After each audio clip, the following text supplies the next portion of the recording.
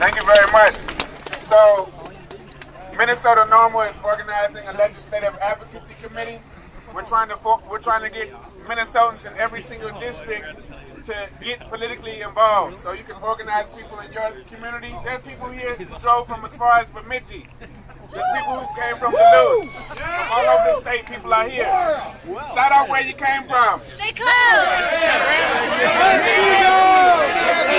West Side! North Side is definitely right here at the People's House.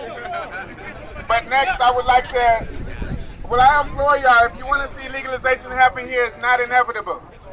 The way it happened in Colorado, Washington, Oregon, and Alaska, and even D.C., I think I see the police.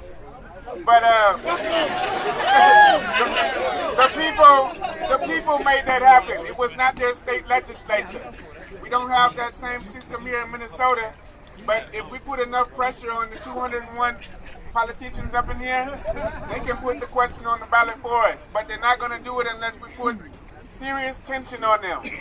So this is one day, but if you would like to join us, we're going to protest at the governor's mansion in about a month.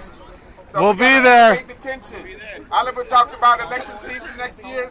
We got to make this one of the biggest issues. Come on. And as most of us know, it's not just about smoking, because we already do. That's what we're doing now. Right?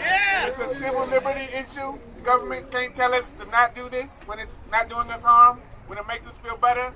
It's a racial justice issue, as he said. 8 black people get arrested for every 1 white person in Minnesota, despite equal usage rates and a whole lot more white people. It's a human rights issue. It's a public health issue. Of course it's a human rights issue. And it's a law enforcement integrity, effectiveness, and accountability issue. Yeah. Why is this illegal? Because law enforcement makes money off of it. Yeah. They get hundreds of millions of dollars in federal grants. They do these civil asset forfeitures where they can take your house, your car, your money from you just because you have cannabis. You know, it's crazy. And ultimately, this is about freedom. And I want to introduce a woman named Angela Brown. She and her husband David and their son Trey came here from Madison, Minnesota, about 3 hours west. Let's hear from her.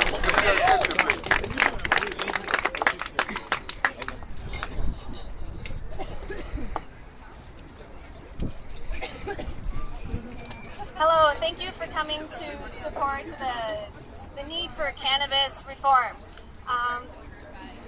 For the last year, we have fought, and yes, I'm not even sure what to say. I have fought for the right to treat my child in the most natural form possible.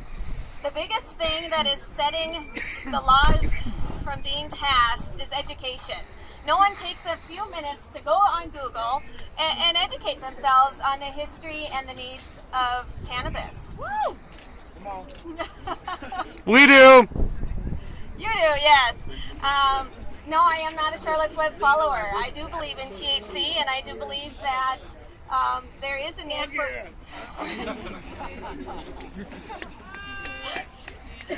We are not just here for the medical side. We are also here for the recreational side, because I would rather see, any man or woman be able to go to their local dispensary and pick up a joint or a cookie or a sucker, take it home and enjoy a lovely movie.